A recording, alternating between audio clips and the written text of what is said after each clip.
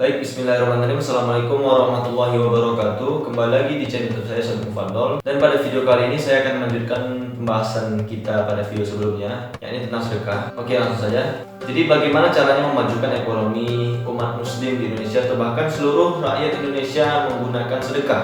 Ya, kawan-kawan, ini pembahasan yang sangat penting ya. Sangat penting dan juga sangat susah pastinya ya. Kira-kira saya membutuhkan waktu 1 minggu lah untuk membuat materi ini. Apalagi saya nggak ada background ekonomi atau akuntansi kan, atau semacamnya lah. Jadi mohon dimaklumi aja lah ya jika ada penyampaian yang salah. Kalau ada misalnya penyampaian saya yang salah, boleh kawan-kawan semua komentar di kolom komentar. Jadi kawan-kawan semua harus nonton sampai habis ya.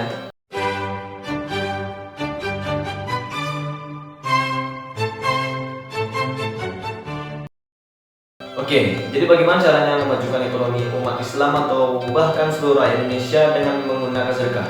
Jadi, saya simpulkan ada 3 cara. Cara yang pertama adalah menggunakan 100% sedekah. Maksudnya apa? Oke, gimana jelaskannya? Anggaplah ini ada masjid ya, masjid kita kasih nama Masjid Al-Ikhlas. Nah, karena bulan Ramadan semangat bersedekah orang meningkat, jadi kita ambil kasus pada bulan Ramadan. Anggaplah pada saat bulan Ramadan terkumpullah uang sedekah di Masjid Al-Ikhlas sebesar 500 juta. Ini biasa loh ya kawan-kawan semua. Biasa masjid-masjid dapat uang sebanyak ini kalau bulan Ramadan. Mungkin bisa lebih malah. Sudah saya jelaskan di video saya sebelumnya. Nonton aja. Barangkali tahu ini aja mungkin yang agak sedikit karena masjid-masjid banyak tutup ya kan. Oke, lanjut. Jadi terkumpullah uang sedekah 500 juta di Masjid Al-Ikhlas ini. Nah, kalau menurut kawan-kawan, kemana bagusnya uang ini dilarikan? Untuk sedekah kah? Untuk sedekah anak yatim? Untuk sedekah fakir miskin? Uang 500 juta ini banyak loh kawan-kawan semua.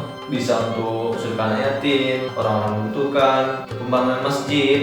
Dan ketiga-ketiga ini, kalau 500 juta pasti masih ada lebih. Pasti berlebih. Mungkin yang berlebih bisa makan bersama, mungkin menyambut lebaran di masjid yang bersangkutan. Ngomong-ngomong, bagus nggak cara ini? Tepat nggak? Sebenarnya bagus, tepat juga. Saya nggak bilang cara seperti ini nggak bagus ya. Namun ada cara yang lebih tepat lagi. Bagaimana caranya? Nah, ini dia cara yang pertama. Caranya adalah dengan uang itu kita larikan untuk membuat usaha atas nama masjid. Dalam hal ini adalah Masjid Al-Ikhlas kan. Kita buat usaha atas nama masjid itu. Ambillah contoh misalnya membuat usaha minimarket. Nah, dengan uang 500 juta ini kita bisa menyewa ruko sekali sisinya. Bisa nggak lebih murah lagi? Jawabannya bisa. Bagaimana caranya? Caranya adalah dengan pengurus masjid dan juga para tokoh masyarakat seperti RT, RW berkumpul untuk mengorganisir warga sekitar dan juga jemaah sekitar untuk sama-sama membangun minimarket ini. Bahasa singkatnya gotong royong. Nah, apa keuntungannya dari gotong royong ini? Keuntungannya yang pertama pastinya lebih murah. Saya yakin dengan gotong royong yang mana sebelumnya 500 juta hanya sewa dan juga isi-isinya, namun dengan gotong royong saya yakin 100 juta nggak sampai. Dengan isi-isinya palingan 200 juta lah kita anggap. Nah, yang kedua apa? Yang kedua, jika misalnya tempatnya sudah jadi, saya yakin 100% masyarakat lebih semangat belanja di situ. Karena apa? Karena dia merasa memiliki kan gitu, sama-sama bangun. Nah, kita ambillah kasus dengan cara gotong royong ini, oke? Untuk lahan minimarketnya sekali isinya kita ambillah kira-kira habis sekitar 300 juta. Nah, yang 200 jutanya lagi kita apakan? Nah, yang 200 jutanya ini kita larikan ke fasilitas-fasilitas untuk minimarketnya. Contohnya Indomaret. Kenapa Indomaret banyak beli? Karena bersih, mungkin karena pastinya banyak fasilitasnya kan, seperti ada ATM-nya, ada TV-nya, kan ada TV itu kan. Pokoknya segala macamnya lah. Fasilitas-fasilitas yang mendukung agar orang-orang betah belanja di sini. Nah, nanti kalau tempatnya sudah jadi, kita promosikan minimarket kita ini ke orang-orang sekitar sana. Saya yakin dengan izin Allah pasti laku. Apalagi bangunnya gotong royong kan. Jadi intinya uang sedekah ini kita larikan ke hal-hal yang produktif agar uang ini nggak habis gitu aja. Saya yakin sebulan penghasilan bersihnya dari minimarket ini bisa sampai 50 juta atau bahkan 100 juta. Nah, keuntungannya kita kemanakan? Pastinya untuk gaji pegawai pertama. Pegawainya diambil dari orang-orang sekitar situ. Terus sisanya kita kemanakan lagi? Sisanya kita bagi dua. Setengah untuk sedekah, setengah untuk ditabung. Nah, sedekahnya ini seperti apa? Nah, ini yang penting. Alangkah baiknya jika sedekahnya ini sedekah yang produktif seperti modal usaha, agar orang-orang yang susah di sekitar situ memiliki pekerjaan yang layak dan penghasilan tetap. Nah, setengah lagi ini kita tabung kan. Apa gunanya kita tabung?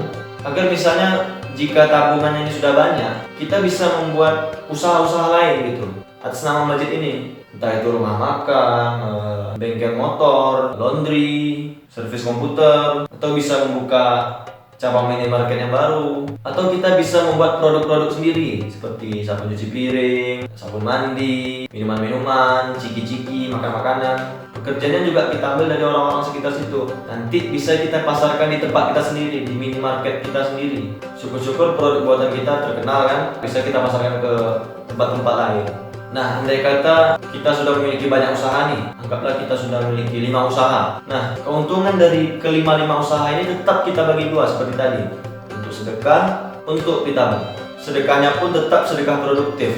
Begitu terus, sampai usaha atas nama masjid ini menggurita. Bayangkan kalau setahun, 2 tahun, 5 tahun, 10 tahun. Berapa banyak orang yang terbantu, berapa banyak orang yang mendapatkan pekerjaan. Dan bayangkan jika cara seperti ini ditiru oleh seluruh masjid di Indonesia. Ngerti nggak? Insya Allah Indonesia jadi negara maju hanya dalam beberapa tahun. Insya Allah. Nah, itu tadi cara yang pertama, murni 100% sedekah. Nah, cara yang pertama ini memiliki beberapa kerugian. Yang pertama, pastilah di sekitar masjid itu ada usaha-usaha milik warga sekitar kan, kayak kedai, warung. Nah, takutnya bisa mematikan usaha orang-orang sekitar. Nah, yang kedua, tahu sendirilah kan sifat manusia, selalu merasa tak cukup, sering berkelahi karena hal-hal kecil, apalagi karena masalah duit. Nanti kalau misalnya usaha ini udah jadi, takutnya yang promosi intinya nih yang ribut. Saya harus dapat bagian nih, saya yang paling banyak bersumbangsi, saya yang paling banyak sedekah, saya yang mengorganisir semua nih. Pokoknya banyak lah, kan payah kalau kayak gitu kan. Nah, jadi apa solusinya? Nah, solusinya ini cara yang kedua ini, yaitu dengan menggunakan sistem saham atau tanam modal. Koreksi jika saya salah. Contohnya ada masjid lagi, kita kasihlah nama Masjid Al-Furqan. Nah, Masjid Al-Furqan ini mau mengikuti kesuksesan Masjid Al-Ikhlas. Namun pengurus masjidnya takut kalau diterapkan cara ini, takut ribut antara pengurusnya. Jadi menggunakan cara saham ini. Caranya seperti ini. Pengurus harus mengumumkan rencananya ini kepada warga-warga sekitar. Contohnya, kami dari Masjid Al-Furqan ingin membangun usaha, namun tidak dari uang sedekah, 100% dari uang masyarakat sekitar. Kami ingin membangun minimarket. Dana yang diperlukan untuk membangun minimarket ini termasuk lahan, isi dan fasilitas semuanya, yakni 500 juta. Harga satu kertas sahamnya 1 juta. Yuk, yang mau berinvestasi atau mau tanya-tanya, dipersilakan hubungi pengurus. Contohnya kayak gitu. Nah, nanti kalau usaha ini sudah jadi, keuntungannya kita bagi pakai persen-persen. Kita bagi 4. 20% untuk pegawai, 10% untuk sedekah, 20% untuk ditabung, entah untuk biaya isi barang kalau barangnya habis dan sebagainya, atau untuk tabung buat usaha yang baru bisa juga. Nah, yang sisanya 50% untuk orang yang investasi. Contohnya keuntungan dalam sebulan 100 juta. 20 jutanya untuk gaji pegawai, 10 jutanya untuk sedekah, 20 juta untuk ditabung, dan 50 juta untuk yang invest. Kalau yang invest 500 orang, jadi setiap orang dapat 100 ribu toh. Nah, itulah gunanya sistem persen ini. Contohnya pegawai dapat bagian 20%. Nah, nanti yang 20% ini dibagi lagi. 80% untuk pegawai biasa, 20% untuk manajernya. Dalam kasus tadi, penghasilan pegawai dalam bulan A adalah 20 juta. 20% untuk manajernya berarti 4 juta. 80% untuk pegawai biasa berarti 16 juta. Anggaplah pegawai biasanya ada 5 orang. 80% untuk pegawai biasa berarti 16 bagi 5. Jadi masing-masing pegawai dapat 3,2 juta. Banyak dong? Ya banyak. Kalau keuntungan per bulan dari minimarketnya juga banyak. Sebaliknya kalau keuntungan per bulan minimarketnya sedikit, ya sedikit juga dapatnya. Nah, apa keuntungannya sistem persen ini? Untungnya adalah pendapatan kita, terutama pegawai, nggak tetap. Bisa tinggi, bisa rendah. Jadi kalau mau pendapatan banyak, pengunjung yang beli harus banyak juga ya kan? Gimana caranya? Ya kerja rajin, sama-sama pengunjung, banyak-banyak promosi ke orang-orang. Singkatnya agar semua orang yang turut bersumbangsi dalam membangun usaha ini bisa lebih semangat, baik itu pegawai ataupun investornya, agar usaha kita bersama ini bisa maju. Kalau keuntungannya makin besar, otomatis jumlah uang yang disedekahkan juga semakin besar.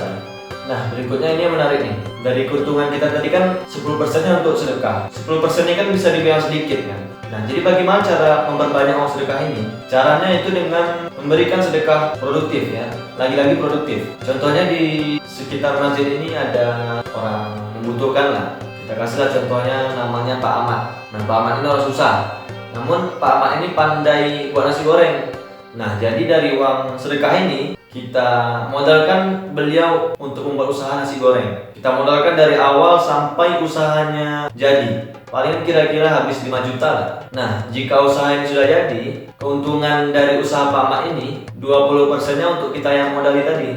Anggaplah Pak Ahmad ini mendapatkan keuntungan per bulannya 5 juta. Berarti 20%-nya untuk kita yang modalkan, berarti 1 juta kan.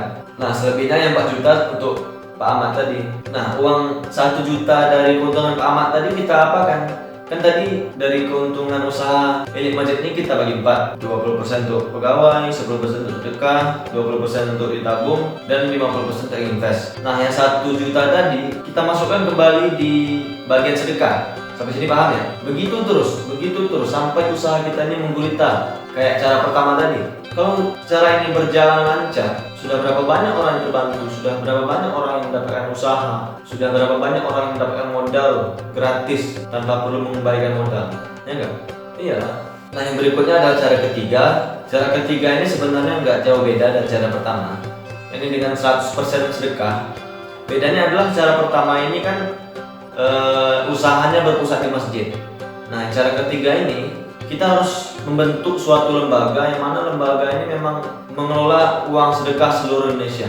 Jadi seluruh uang sedekah di Indonesia ini dikelola di sana.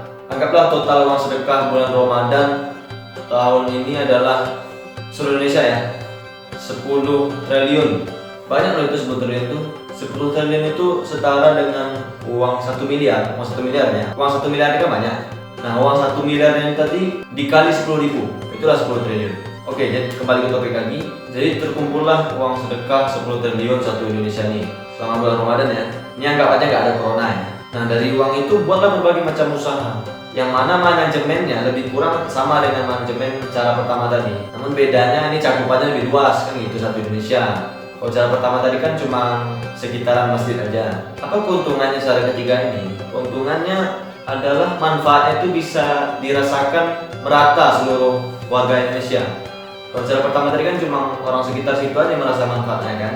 Baiklah, lebih kurang segitu saja video saya untuk kali ini. Sekali lagi saya mohon maaf jika terdapat penyampaian yang salah atau yang penyampaian yang kurang mengerti, saya mohon maaf. Kalau ada penyampaian yang salah, kawan-kawan boleh koreksi di kolom komentar. Dan kawan-kawan juga boleh memberi saran untuk membuat video seperti apa berikutnya. Jangan lupa like, comment, share, dan subscribe. Saya Said Sodik Mufaddal. See you in the next video.